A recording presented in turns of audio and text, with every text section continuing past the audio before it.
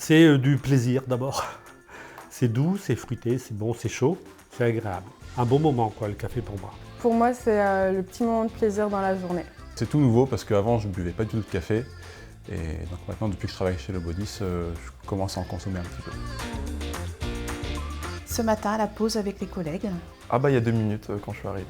Maintenant, il est 10h15 et c'est le deuxième de la journée.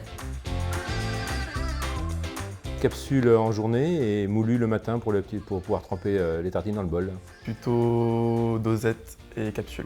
Plutôt moulu pour l'aspect pratique et plutôt dosette pour les moments exceptionnels. Je suis plutôt grain. Ça me rappelle le souvenir de ma grand-mère lorsqu'on se battait avec mes cousins pour moudre le café. Alors là, c'est plutôt les trois, mais en fonction des ambiances.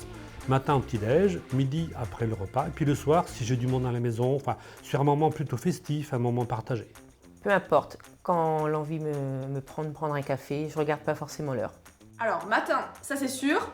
Le midi, c'est très tentant et c'est, on va dire, un jour sur deux. Par contre, le soir, jamais, sinon impossible de dormir.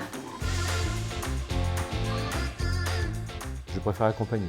Je trouve qu'accompagné, on profite un petit peu moins du café, mais on se concentre sur le moment avec les personnes. Mais seul, on savoure un petit peu plus.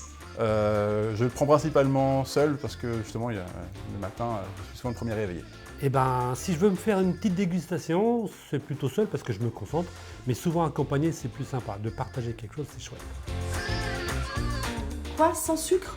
Il y a vraiment des gens qui boivent un café sans sucre. Impossible pour moi. Sans sucre, toujours. Oh, sans sucre, hein. Bah, sinon, la saveur, elle est tronquée en fait. Pour moi, ce sera sans sucre. Au tout début, je prenais le café avec le sucre. Je pense que c'était un peu pour m'habituer au goût. On fait tout ça, tous ceux qui ont du mal avec le café, ils prennent du sucre et à force, je l'ai enlevé. Et maintenant, je préfère sans. Café responsable, autant ajouter un petit truc. Après, en veillant chez Le Bodis, on est obligé de consommer du café responsable. Responsable, faut sauver la planète. Alors, je préfère un café doux, aromatique, avec des notes fleuries, 100% arabica. Demi-sel. Non, je rigole, doux. Plutôt corsé. Ah bah j'en ai pas, j'ai pas l'énergie. C'est pas possible parce que j'ai toujours un paquet d'avance.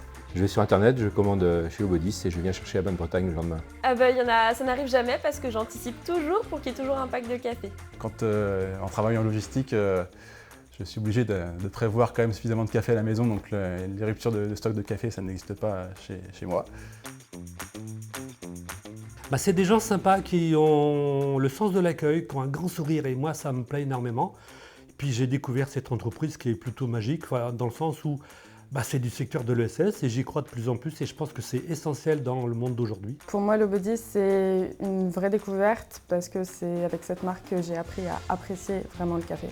Une entreprise responsable, éco-responsable et qui prend soin de l'humanité et de la planète par son choix de commerce équitable et bio. Pour moi, c'est une entreprise bretonne, responsable, équitable et juste.